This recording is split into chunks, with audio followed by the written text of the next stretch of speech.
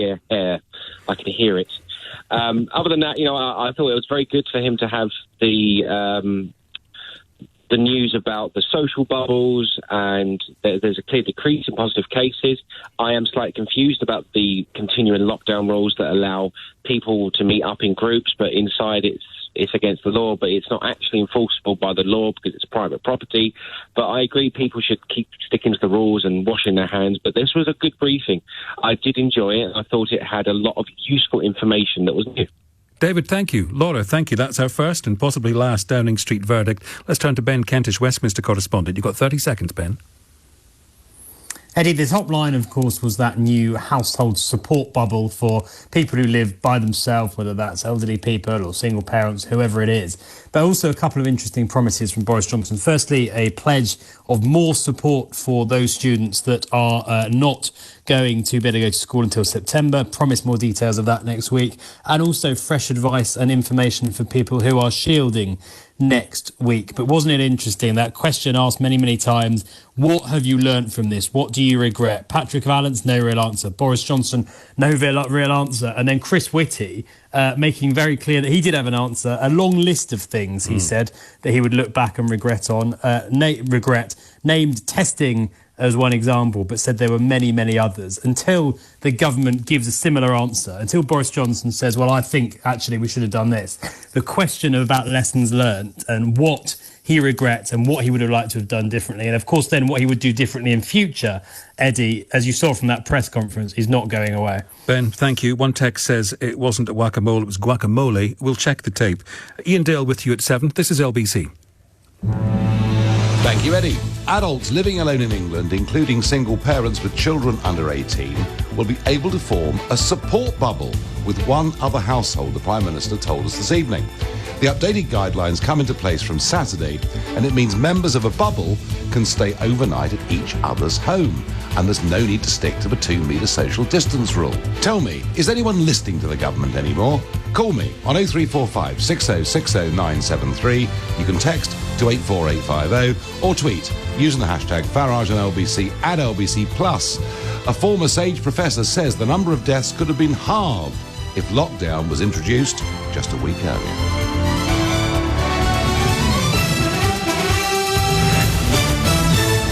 On your radio, on Global Player, and Play LBC. Leading Britain's conversation. This is LBC. From Global's newsroom, I'm Tim Humphrey. The Prime Minister says people living alone or single parents with children under 18 in England can form what's called a support bubble with one other household from this weekend. They would be allowed in each other's homes and could stay the night. But at tonight's Downing Street briefing, Boris Johnson made it clear the change isn't for everyone. It is emphatically not designed for people who don't qualify to start meeting inside other people's homes, because that remains against the law. From Monday, the Prime Minister says people will be able to go to zoos, safari parks and outdoor cinemas. Places of worship will open for private prayers. The R rate, which measures the number of people each coronavirus patient goes on to infect, remains between 0.7 and 0.9. The Chief Medical Officer says we are only in the middle of the epidemic. A professor at Imperial College London has told MPs that introducing coronavirus lockdown measures earlier could have reduced deaths by a half. Neil Ferguson says the epidemic was doubling every 3 to 4 days before restrictions were introduced.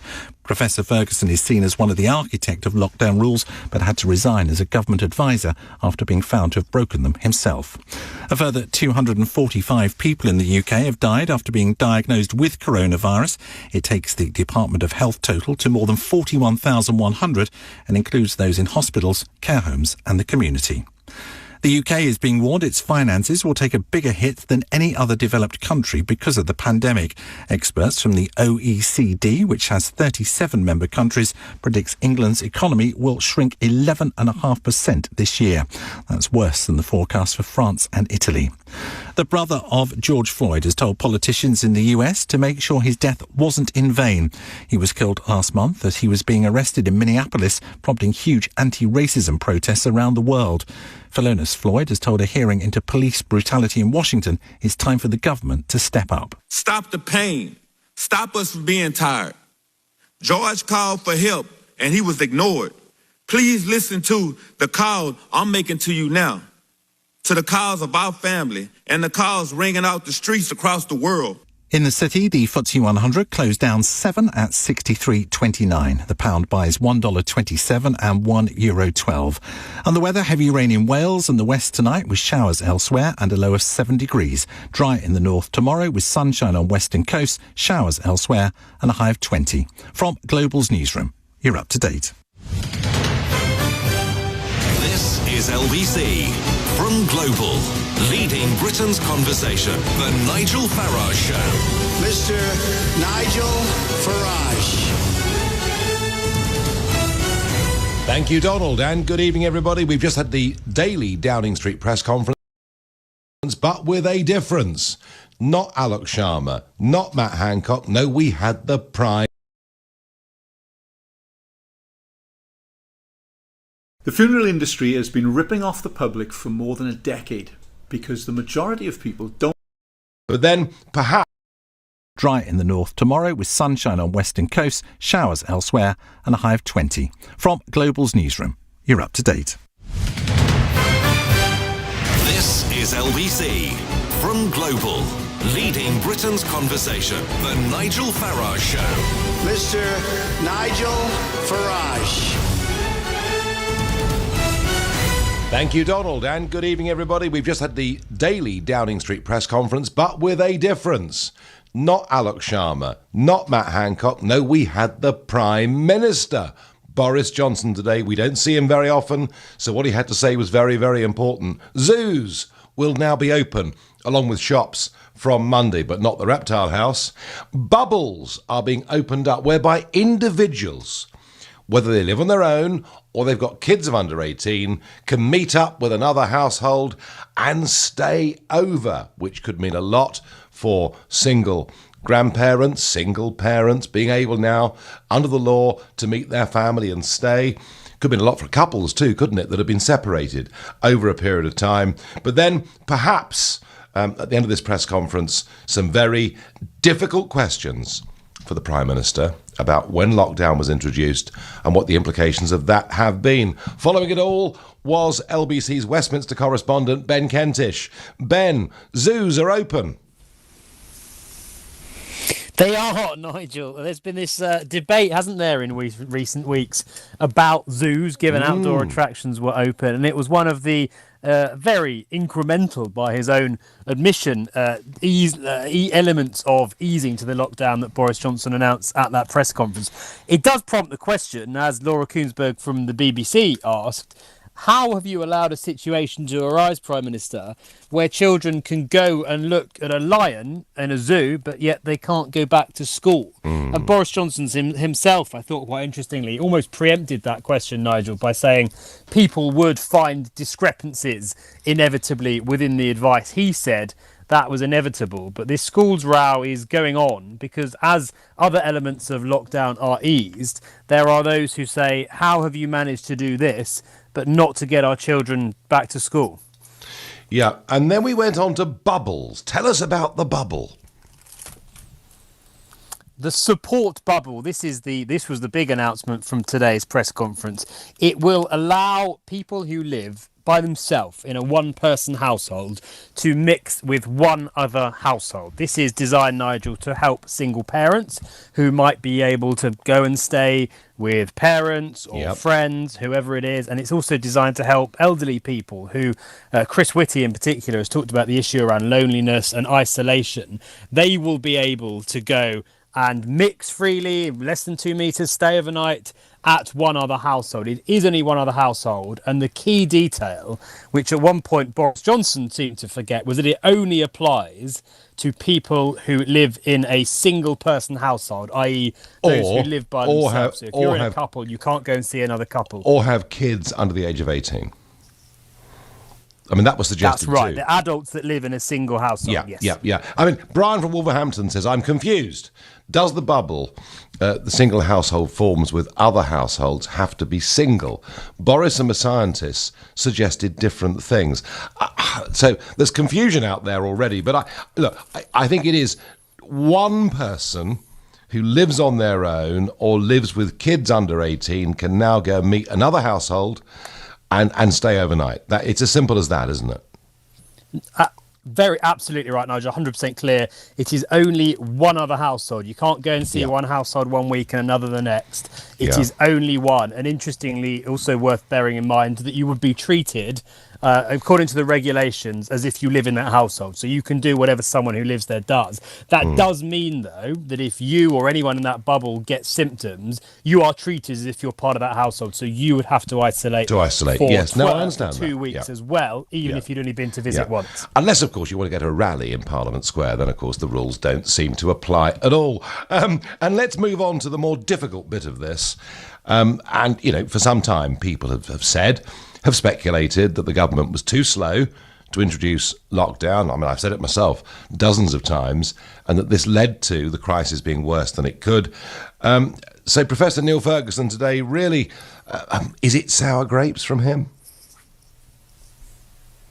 Hard to say, Nigel, isn't it? But either way, it will be comments that were certainly not welcomed in number 10, really blowing out the water in some ways. The continued insistence from ministers that everyone agrees in the government that they took the right decisions at the right time. More and more scientists saying, look, we didn't know, we didn't have the information, whatever the reason was, we actually didn't get this quite right, we should have gone earlier.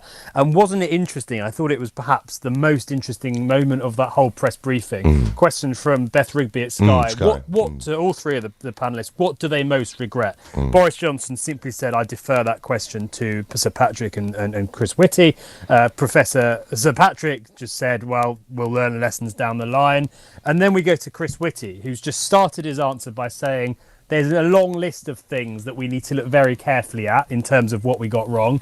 He said there were many examples and gave just one, the example of not having enough testing in place early on, but a very stark, very honest answer from Chris Whitty. And Nigel, the more that these scientific advisors, people like Neil Ferguson, John Edmonds, others, and even Chris Whitty today start to reflect on what they think went wrong, the more the pressure will grow on ministers to do the same. At the moment, no sign of them changing their line on that. They insist that they think they got the decisions right and the time for reflection is not now. But I think pressure is only going to grow the more that question is answered by scientists but dodged by ministers.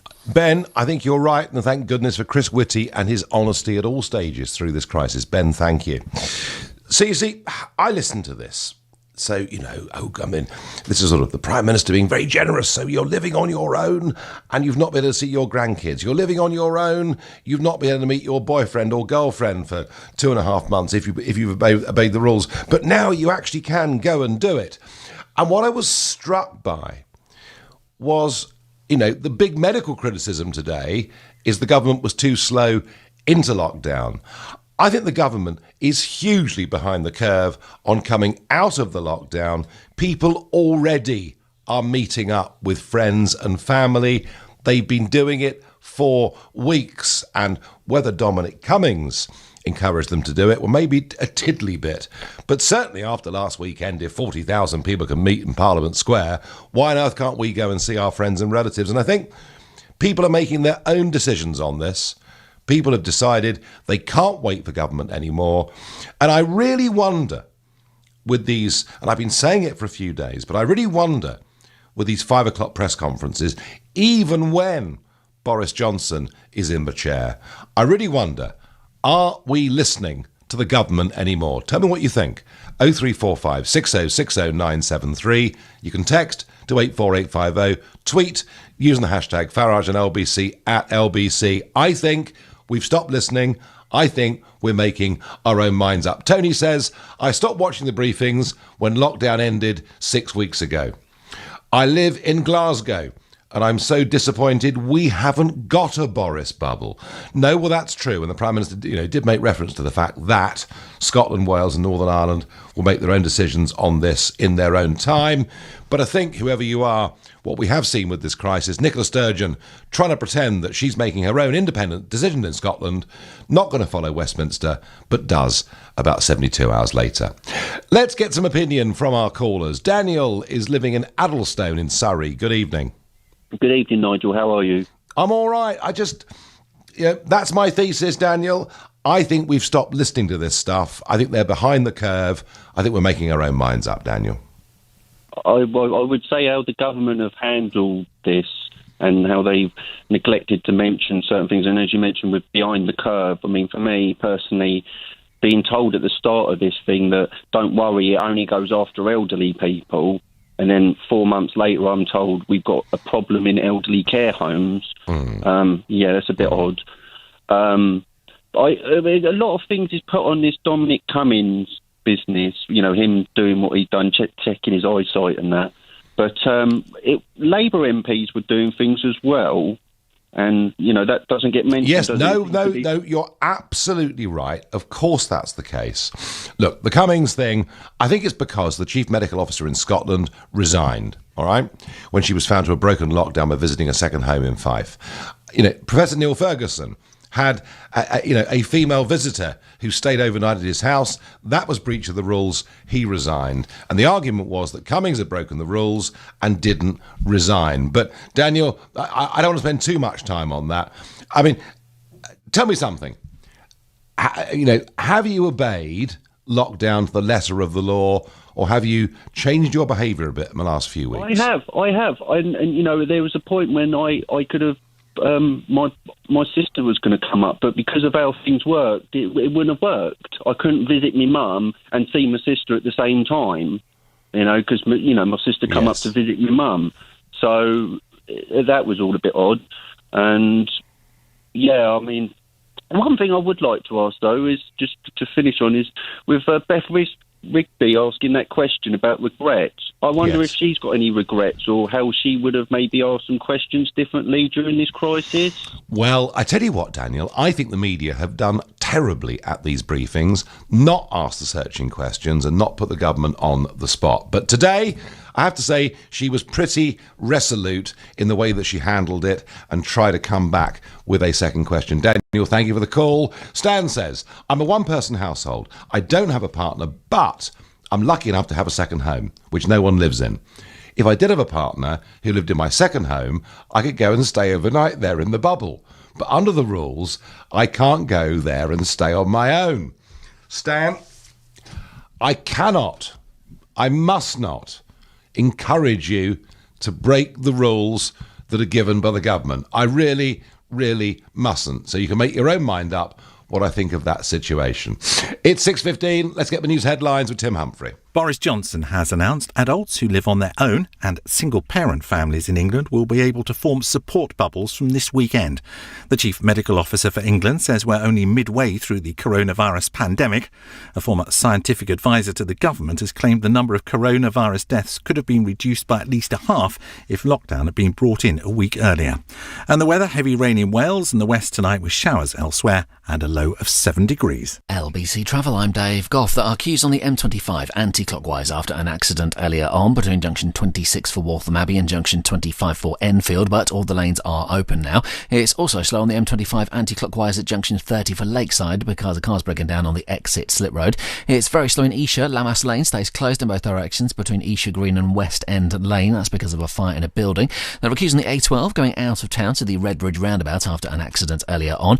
On the trains, London Overground have no service between Clapham Junction and Wandsworth Road because of a signal failure, and Chiltern Railway services are suspended southbound from Wembley Stadium to Marylebone. That's because a train has broken down. LBC. Landlords, is your property empty? Are you struggling to find tenants? Then speak to FineFair, London's rent guarantee company. FineFair will guarantee your rent for 1 to 5 years with no commission, no management fees, no voids. Join the thousands of landlords already guaranteeing their rent in London and surrounding areas. Visit finefair.com, because in uncertain times, nothing's guaranteed, except your rent. Paid on time, every time. Subject to acceptance, T's and C's apply. LBC. If you can build that flat-pack wardrobe without looking at the instructions, you've still got it. If you can manage 5 keepy uppies on your first go, you've without question still got it. If you can toss a pancake to the ceiling and not let it hit the floor, surely you've still got it.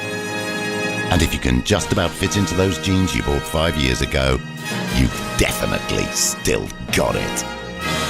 Brute, still got it.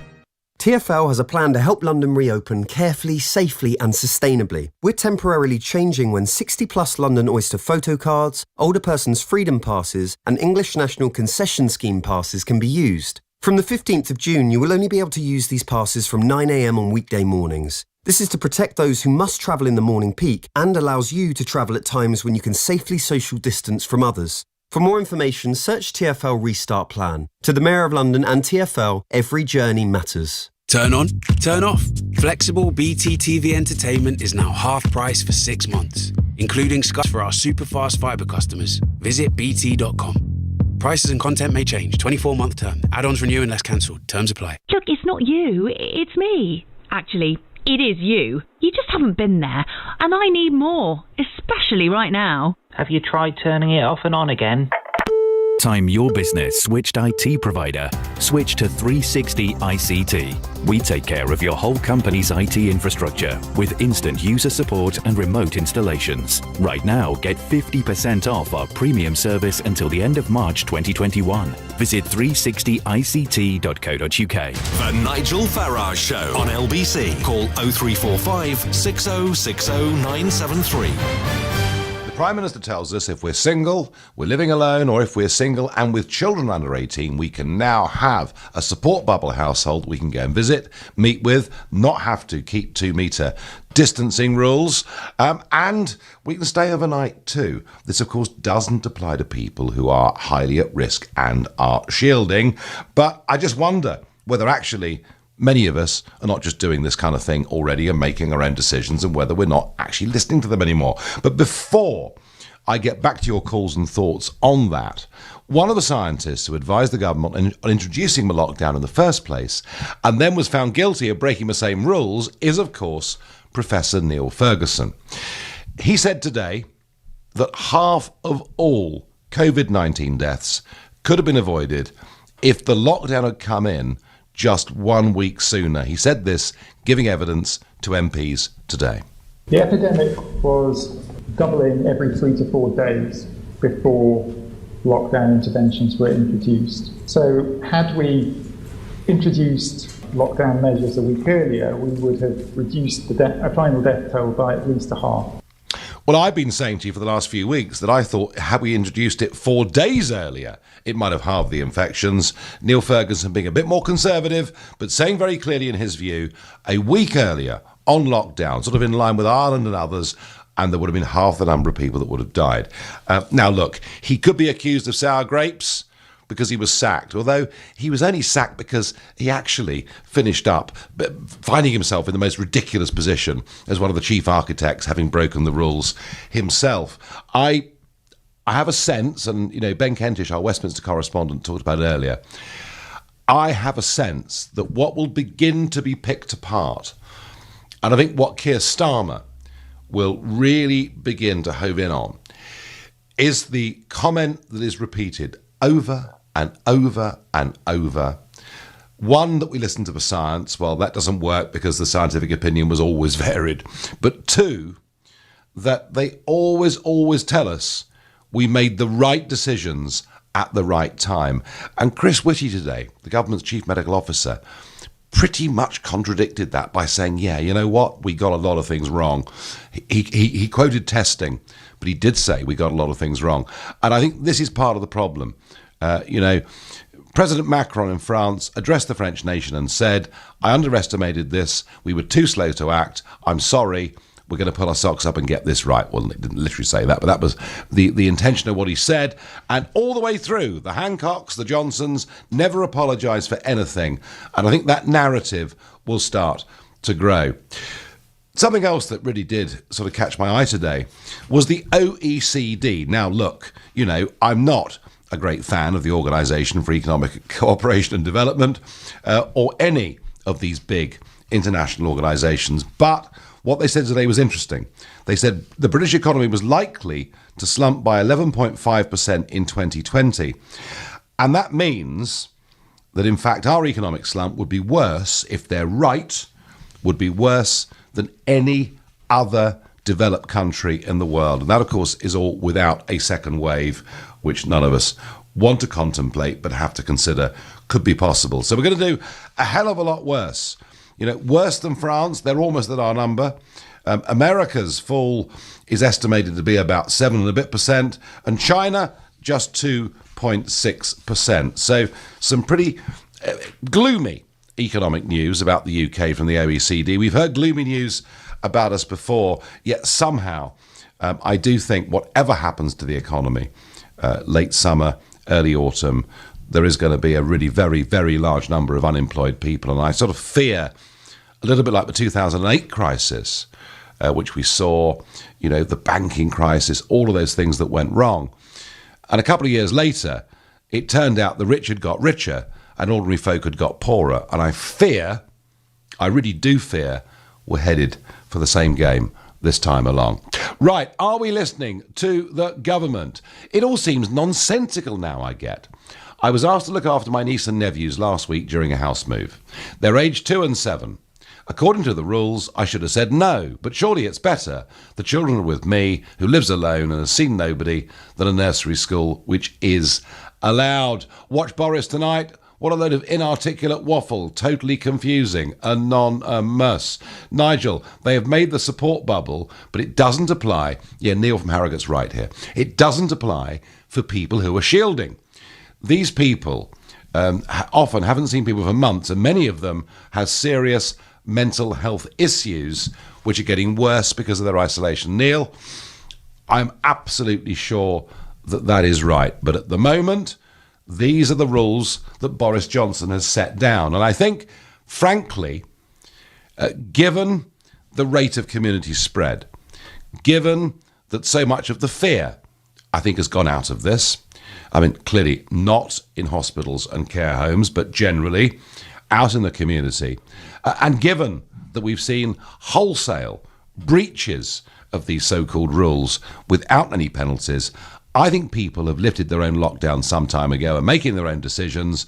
And I think people are visiting each other. I think families are visiting families, having barbecues, maybe not this weekend, unless the weather improves. And I just think when Boris comes out and says this tonight, we're not listening, because I think we've all moved on already. That's my view. Let's go to Doncaster and speak to Alan. Alan, good evening. Good evening to you, Nigel. How are you? I'm all right, thank you. Yeah, good. Nigel, I'm ringing in really because I was listening to the Prime Minister this evening when he was talking about the protection bubble. Yes. And my interpretation of what he said was that a single person living in one household A, can go and visit another single person in household B, or vice versa, and stay overnight. I didn't interpret it the way you and Ben have, in that single. I think you should revisit that, because I'm a little bit concerned. You might be sending the wrong message, but again, of course, I might be wrong, but I don't think I am. All right, no, I mean, it could be, because this was talked about, Alan, as the sex ban, wasn't it? That people who, whatever relationship they were in, could not meet their partners. So you saw it as one person in one house. No, Alan, I have to tell you, my impression of it was that was not the case at all. My impression of it was the one person, or the person with kids under 18, could meet another household, not one meets one. But do you know what, Alan? I am fully prepared to accept I may be wrong, because almost nothing with this government's messaging is concise and clear or stands up to scrutiny, which gets me back to my question.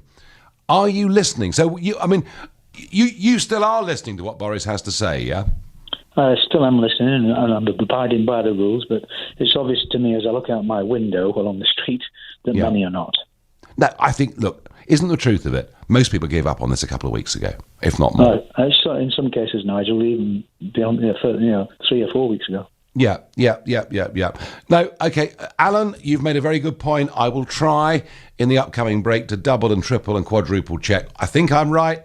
I will double check it. Let's go to Joe in Alfreton in Derbyshire, a new caller. Joe, good evening.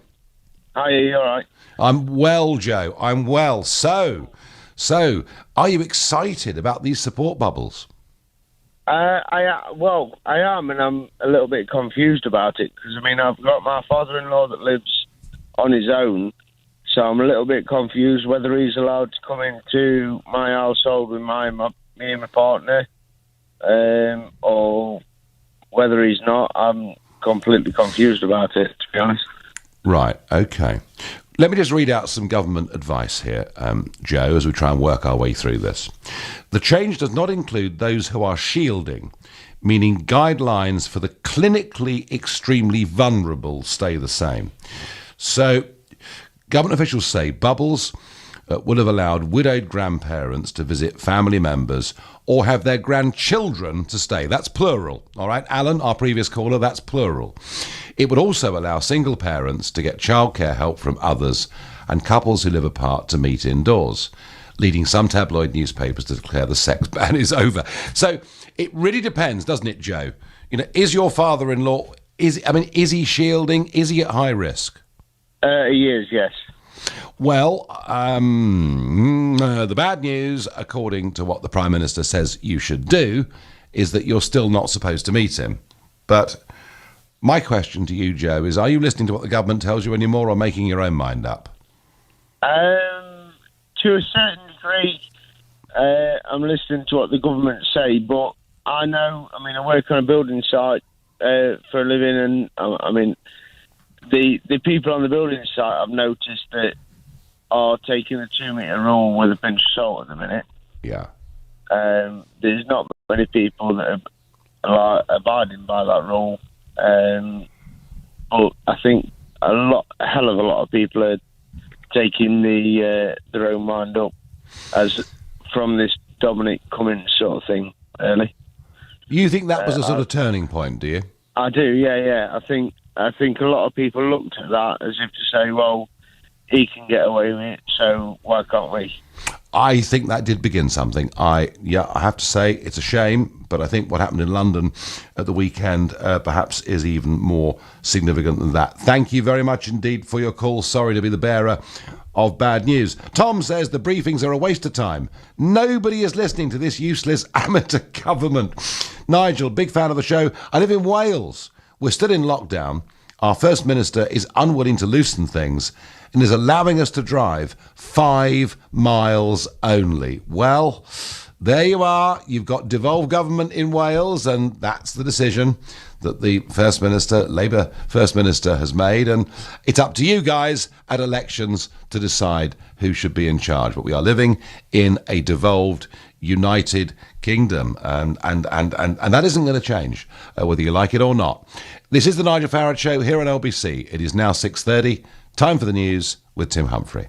Boris Johnson has announced people who live on their own or single parents with children under 18 in England will be able to form support bubbles from this weekend. That means they can link up with one other household without observing social distancing rules and would be able to stay overnight. A former scientific advisor to the government has claimed the number of coronavirus deaths could have been reduced by at least half if lockdown had been brought in a week earlier. Professor Neil Ferguson has told MPs ministers have taken the right decisions, but not necessarily at the right time. The brother of George Floyd has addressed politicians in Washington, telling them his death is changing the world. Giving evidence to Congress, Philonis Floyd says his sibling will be more than another name on a growing list of black Americans killed during interactions with police. And the weather, heavy rain in Wales and the west tonight with showers elsewhere and a low of 7 degrees. Nick Ferrari at breakfast. Weekday mornings from 7. Shops in England will be allowed to reopen on Monday. Business Minister and Conservative MP Nadim Zahawi. We opened car showrooms and outdoor markets, deliberately not opening all non-essential retail. Retailers on the high street, fashion and otherwise, will be able to open on the 15th. Today, we're announcing that zoos will also be able to open. Nick Ferrari at breakfast. Weekday mornings from 7. LBC. Parents, you know your child. You know the way they learn is different to others. And Interhigh School knows this too. For 15 years, Interhigh has specialised in providing a fully interactive, tailored online school, supporting your child to achieve their best results from primary school age through to A-level. To discover more about Interhigh School, register at interhigh.co.uk. If you have to drive, then it's more important than ever to watch your speed.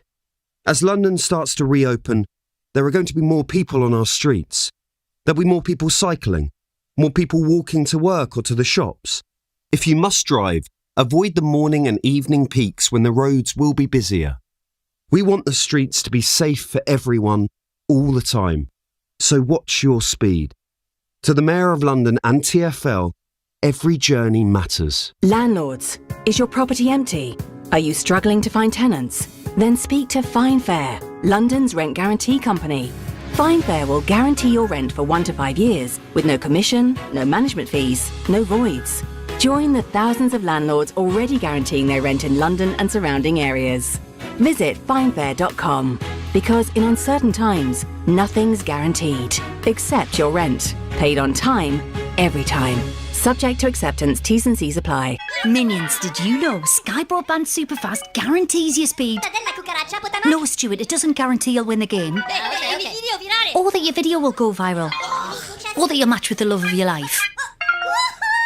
But Sky Broadband Superfast does guarantee the speed we promised or money back. So reliable, it's minion-proof. Sky, believe in better. Sky Fibre areas only. Speed measured to hub. Must drop below min download speed for 3 consecutive days. 1 month subscription refund. Claim up to twice in min-term after first fortnight. See sky.com. This is LBC, the Nigel Farage Show. Call 0345 6060 973. Text 84850. Tweet at LBC using the hashtag Farage on LBC. Don't think Brexit's gone away, because it hasn't. Last week, an intense round of negotiations, all taking place by video conferencing, and Monsieur Barnier, who has insisted from the very start of this, going all the way back to 2016, he's always insisted there should be no cherry picking. He said it all the way through those years of negotiation. He's still saying it now, and we do appear to be, given we've got this really important date at the end of this month, whereby if we want to extend the transition period, we have to give notice. So we're entering a very crucial, very important few weeks on this, and it looks like we're in a bit of stalemate. But of course, all of this is happening somewhat below the radar at the moment because it's not being talked about that much. It should be. Let's go to Brussels and speak to James Crisp, the Brussels correspondent for the Daily Telegraph. James, good evening. Thank you for coming back on the show. Is Monsieur Barnier taking a tough line, or is he beginning to rather lose his rag with us this time? Oh, I don't know, Nigel. I don't know if he's losing his rag. I just think that the fact we're having this cherry-picking conversation again just shows. But really, I mean, this time round, I don't think it's entirely justified. I mean, the British negotiating team, it's true that on some of the things they've been asking for, it goes further than what's normal in an EU trade deal. But frankly, you know, they wouldn't be doing their job if they didn't ask for a little bit extra. I mean, you have to ask for a little bit more. You know this. In all things in life, James. Yes, absolutely. Well, I mean, how can the EU honestly... I don't think there's anyone in Brussels who honestly believes that they'll get away with getting the status quo on fishing. But they asked for it because it's a negotiating position, and you somehow try and get to some kind of middle ground. So I think, look, cherry-picking, that accusation was fair in the past, but it's less so now. The fact that he's wheeled it back out again for another round, I don't know. Does it mean that they've run out of ideas, or more likely they saw how it worked last time round, so why not bring out the old playbook again? Now, as the 30th of June approaches, and if we don't find, very strong agreement with giving us 6 months to sort of fine-tune the detail, the talk will be that Boris is preparing to leave the EU with no deal, and there'll be massive pressure on him not to do so and to extend. I mean, if we run up to this deadline of June the 30th and nothing is agreed, and if we don't apply for an extension, what does that then mean for the next 6 months? Well, I think what will happen, and I think both sides think this will happen, we're not going to have a walking away and preparing for no deal situation. I mean, that's been sort of a threat which has been made by British sources as we come closer and closer to July. That isn't going to happen. There are going to be more negotiating rounds. I mean, what's interesting is that Barnier has tried to put a bit more pressure back on Britain. He's saying, well, I know you guys all think that the deadline is the end of the year. It isn't. It's October. We need to have the deal sorted out by October so that the European Parliament, place has time to ratify it. And again, that's That does sound very similar to what we used to hear about the withdrawal agreement. The clock is ticking. The clock is ticking, and all that kind. Yeah, exactly. Yeah. I mean, the fact is that both sides, I've spoken to people on both sides, and they have both said, "Look, we want to have more intensive talks in July." Now, where there's a bit of difference is that the EU side is saying, "Yeah, intensive talks July, and then September, October, we can, hammer it and get over the line and find the compromises on these big areas of fishing, future role of ECJ, the level playing field."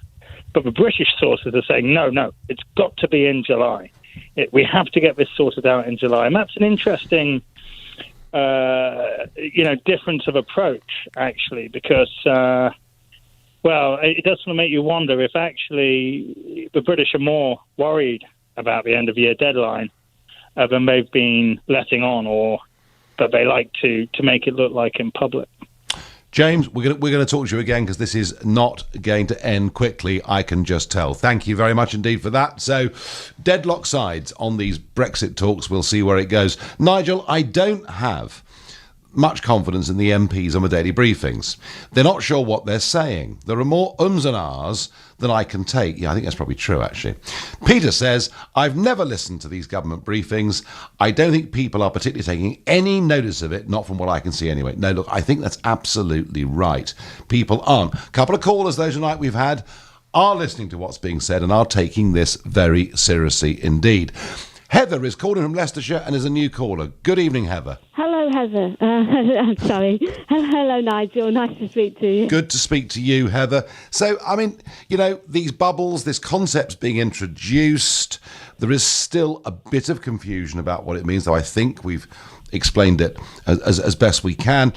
Heather, are you listening to the government, or are you and your family and friends making up your own minds? Well, I've got to listen to the government because I'm shielding. But I know for a fact that there's a lot of people out there near where I live that have not been adhering to the lockdown restrictions for weeks.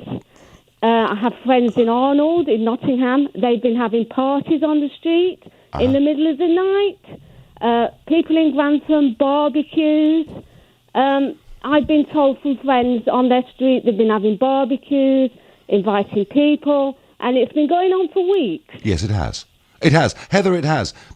People en masse. When lockdown first came in, our level of observance was, I think, truly remarkable.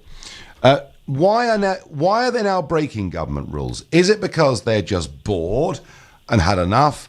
Or is it because they just don't listen to what the government tells them anymore? I just think there's been a lot of mistakes. First, it started with the Scottish MP.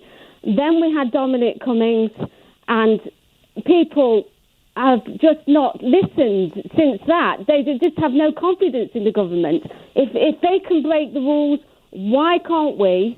And then we've had other things this weekend, protests, everybody's going out. Yep. Which is, a cause, but everybody's forgotten about people like me that's shielding. We've been forgotten. I might not even get out this lockdown at this rate, because by the time they say I can go out, it might have gone back up again. Well, you've not been, Heather, you've not been forgotten, and you were mentioned specifically today at that briefing.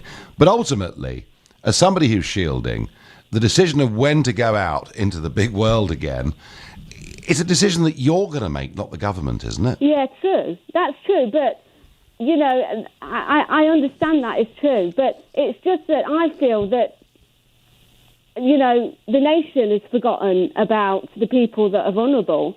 I just feel it with everything that's been going on in the past 3 or 4 weeks. People have been breaking the lockdown rules. Yeah, They're not bothered. They're going to the seaside. And the fear has gone. Social distancing.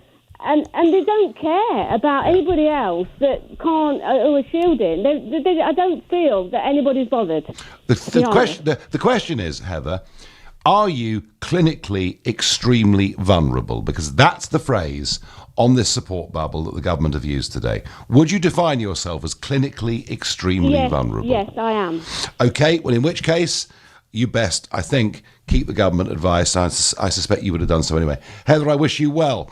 Nigel, can you confirm that Boris said this doesn't apply to those shielding, i.e. the over 70s. That's what I thought he said, but many grandparents are getting excited. Look, let's be absolutely clear. If you are over 70, but you don't define yourself as clinically extremely vulnerable, then these rules allow single grandparents, widows, widowers, to go and visit the rest of their family. So unless you are clinically extremely vulnerable, unless you come into that category, then yes, you can go and see the family from Saturday and stay over. Again, this is how I'm interpreting the rules, but I really do believe I've got that right. Let's go to Golders Green and speak to Daniel. Daniel, good evening. Good evening, Nigel. Do you have absolute respect for every word that comes out of these 5 p.m. daily press briefings? Oh, of course, Nigel, of course. Good, jolly good, man. Well done. That's absolutely marvellous. It shows what Go on. Sorry, Nigel, the idea that Boris and his omni-shambles of a government still have any control whatsoever over the lockdown is an absolute joke. The lockdown ended over a month ago, unofficially, and it ended by us, the public. I mean, yes. Part of the problem, I think, was that Boris was so unclear and the rules were so complicated. He said, go to work, don't go to work. Work from home, but only if you can't work from home. I know. And then he said, do you remember a couple of weeks ago, you can meet 6 people from different households outside, but you can't see your parents. You can see one parent in your garden, but the other one isn't allowed. I mean, it is so hideously complicated. Yeah, it was very bad messaging, much of it. Daniel, but I bet you're not a Conservative voter, though, are you? I am, Nigel. Are you really? I am. I've always voted Conservative. You called them an omni-shambles, and it's normally people, when I ask, they say, well, I've never voted Conservative. So you're saying that you did vote for them, but you still think it's an omni-shambles? I do, and I feel totally betrayed, Nigel.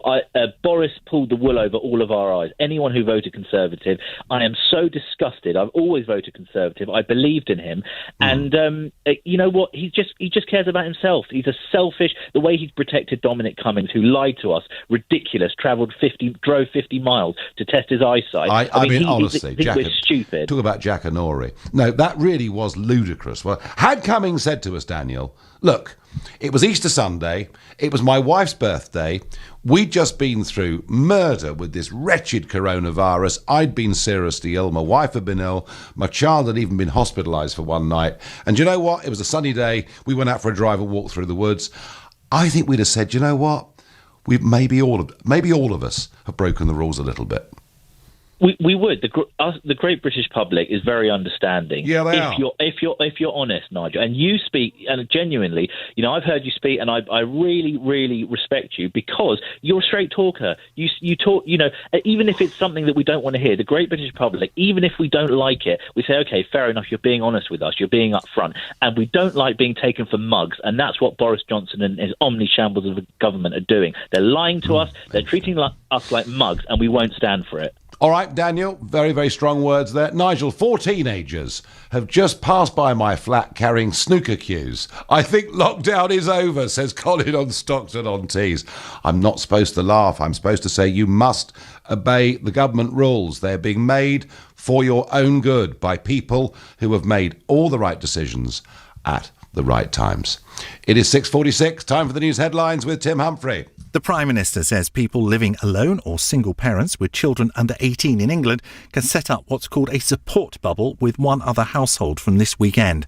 A former government advisor has claimed thousands of COVID-19 deaths in the UK could have been prevented if lockdown measures were imposed earlier. The brother of George Floyd has addressed politicians in Washington, telling them his death is changing the world. And the weather, heavy rain in Wales and the west tonight with showers elsewhere and a low of 7 degrees. LBC Travel, I'm Dave Goff. It's still very slow in Esher. Lammas Lane is closed in both directions between Esher Green and West End Lane because of a fire in a building. It's slow in Holloway on Liverpool Road at Palmer Place because the traffic lights aren't working after they were damaged in an accident earlier on. They're recusing the A41 Finchley Road northbound at Finchley Road Station because of roadworks.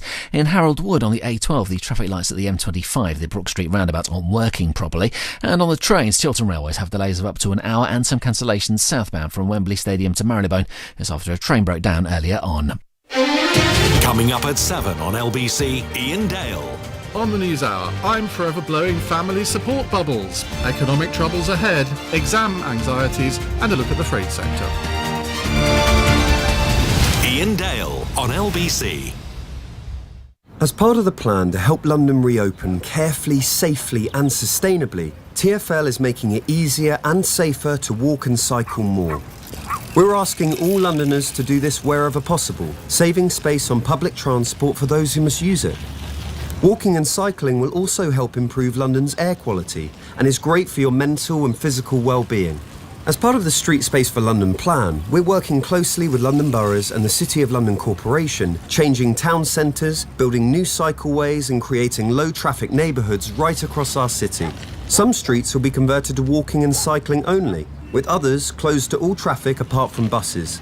This will create more space for social distancing when walking and cycling and help reduce road danger. To help boost safe and sustainable travel, more Santander cycles are available at key areas. To find out more, search Street Space for London. To the Mayor of London and TfL, every journey matters. Turn on, turn off.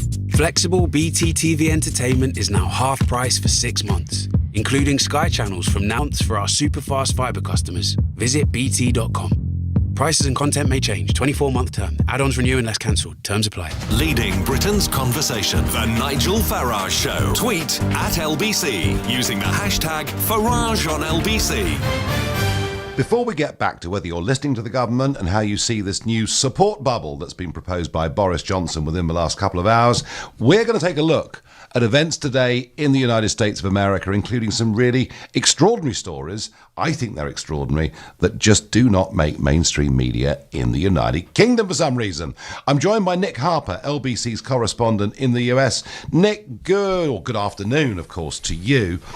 Let's begin with the accusation by Mike Pompeo that America's accused China of attempting to bully Britain.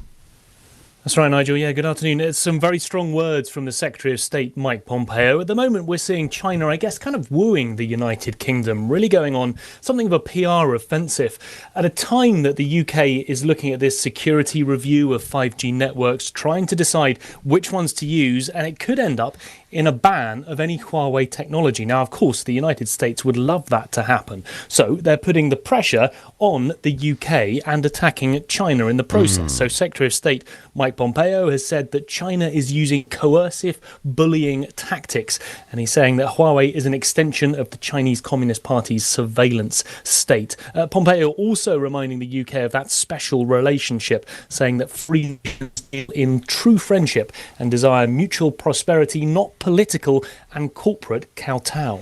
Yeah, it's amazing. The American administration all the time being very, very nice about our country. Now, there's been a House Judiciary Committee meeting this afternoon on police brutality. Please bring us up to date with anything that's developed from that.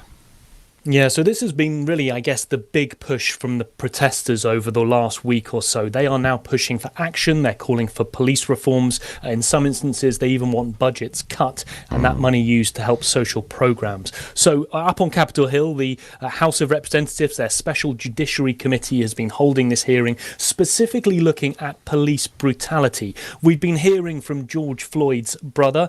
Philanese Floyd has been talking about how his brother died essentially over what was a counterfeit $20 banknote, and he's been saying that, is that what a black man's worth is? $20. He said enough is enough. He said it was terrible to see in that video, which I guess many of us watched, of George Floyd dying under that police officer's neck. He said that was a terrible, heart-wrenching thing to have to watch. And he said, look at the streets, look at all the people who are marching. They are saying enough is enough. The family lawyer also spoke, telling lawmakers that they have the power to make sure that George Floyd's death was not in vain. Now, the idea is that the House of Representatives will put together a bill, new regulations on police reform. They're hoping to vote on that next week. They're still hashing out the details, but potentially they could ban chokeholds, the like of which we saw being used on George Floyd. But the president may even put out an executive order in the next couple of days in which he tries to tackle police reform himself. Now, you're right, lots have been marching, but some have gone a bit further than that. And I was just astonished, Nick, this morning, when the first story I saw was that in Richmond, Virginia, a statue of Christopher Columbus, the man that found America, was effectively burnt and taken down. That's right. I mean, I guess a lot like the Edward Colston statue in Bristol. Here in the United States, there are controversial figures that some protesters say it's time to rewrite the history on. So here we have Christopher Columbus, a statue in Richmond, Virginia, another one in Boston. The Boston one was beheaded, the one in Richmond, Virginia, torn down, set on fire, thrown in a lake.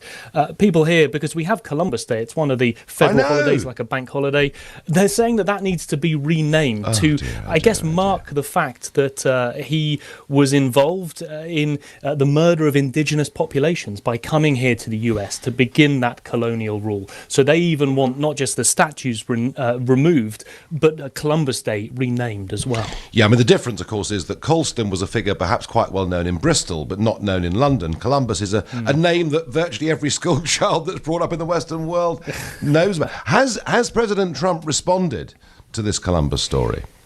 He hasn't on it yet, but it will be interesting to see what he does say, because statues have ignited a lot of controversy here in the US. I mean, not just Columbus, but generals who were involved in civil war movements and supporting slavery. Those statues are being removed as well. Now, talking to the president, I did hear him once say publicly that he thought Gone with the Wind was a great film. So it's obviously one of his favourites, and we now hear it's been temporarily removed from HBO.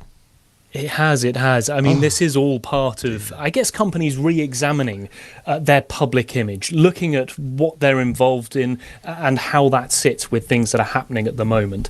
And that re-examining has come to HBO Max. They carried Gone with the Wind on their streaming service here in the US, that 1939 movie, hugely popular, by some estimates, the highest grossing of all time when you take inflation into consideration. However, they've removed it because of this problematic depiction of slavery, which back in 1939 was perhaps thought acceptable, but obviously not so today. So they're taking that down temporarily, and I guess we're likely to see other streaming services, I guess, review what they have within their vaults and whether they need to remove some of those as well. Nick, thanks for joining us, LBC's correspondent there in the USA. I mean, quite astonishing stories, but of course, we heard yesterday Little Britain no longer will be available on the BBC, on Netflix or anywhere else. This is cultural Marxism, and they will do their best to eradicate anything and everything they dislike. If you think in this country they'll end with statues that are linked to slavery, you've no idea what is coming unless somebody at the top of this country actually has the moral courage to stand up and say, this is ridiculous. Let's get back to the daily briefings. Let's get back to the new support bubble and whether you're listening to the government or whether they're just way behind the rest of us, because we're now making our own minds up as to what's safe and what's not. Keith is calling from Birmingham. Keith, good evening. Hello there. Hello, Nigel. I'm just briefly listening to you and also going to comment on the latest regulations. Is that correct? Yeah, please do. Well, I think it's, we're taking it with a pinch of salt now, all of this, aren't we? I think. Well, I think basically, so, yes. I think most people are sticking to the basics, not mixing in crowds as much and that, So bit by bit, it's coming down. I saw a program, interesting program a few weeks ago when all this was really raging. In 1918 in America, the Spanish flu. Mm-hmm. Yeah. And this program was made about 20 years ago, and they still had survivors who remembered it. And it was people were dropping down like flies, old and young. And it's coming back to this herd immunity thing. which we first heard on Boris Johnson's first press conference with his scientific advisor. It was Patrick Vallance, wasn't it? Yeah, I mean, and that's why, of course, the lockdown came late, and now they're being criticised for it. I mean, either way, Keith, you say people are generally abiding by the rules, but on the little details of life, they are making up their own minds, aren't they? They are, yeah, they are. Like, but I think it's by and large, the country's going to have to get back on its feet, and a lot of public employees now are off work. You're not getting the council tax bills now, are we? And I wonder if the water, I wonder if electric and gas are going to be held off and all of that, Well, there'll be some shocks coming for lots of people. Keith, thank you for your call. Nigel, I've listened to the briefings religiously. I've adhered. Wildest moment, 2 trips to a postbox in one day. Boris's rules should be firmer and more logical, says Sian in South Wales. Sam makes the point. You may agree or disagree. It seems that Boris thinks he is campaigning, not governing. That's why he pursues headlines with no substance and has to U-turn. Today's PMQs, he attacked Starmer, although Starmer was the Prime Minister and he was leader of the opposition. Well, Sam, that is your observation, and I raise that right now because the last polling come out this afternoon now shows, in terms of national popularity, that Boris and Starmer are almost unbelievably neck and neck. And I say unbelievably because the lead that Johnson had at the start of this crisis was absolutely enormous. Matt from Cumbria says, I've not watched one of the briefings. I believe what we should have done is to protect the over 70s and then cracked on as usual with herd immunity. Well, Matt, we had those debates. They were not ones that were shared mostly with the public. Lockdown came a week late, according to Neil Ferguson. I think I rather agree, and that, I'm afraid, is something we will come back to again and again and again. But there are some positives. Shops are opening on Monday. We can go to the zoo on Monday, and if you're living alone or you've got kids under 18, you're now allowed to go and meet one other household if you haven't done so already. I'm back tomorrow at 6. At 10 tonight, it's Tom Swarbrick. Right now, it's Ian Dale. Thanks, Nigel. The Prime Minister announced a minor lifting of lockdown today, allowing single people to be in so-called family support bubbles, effectively single people living alone.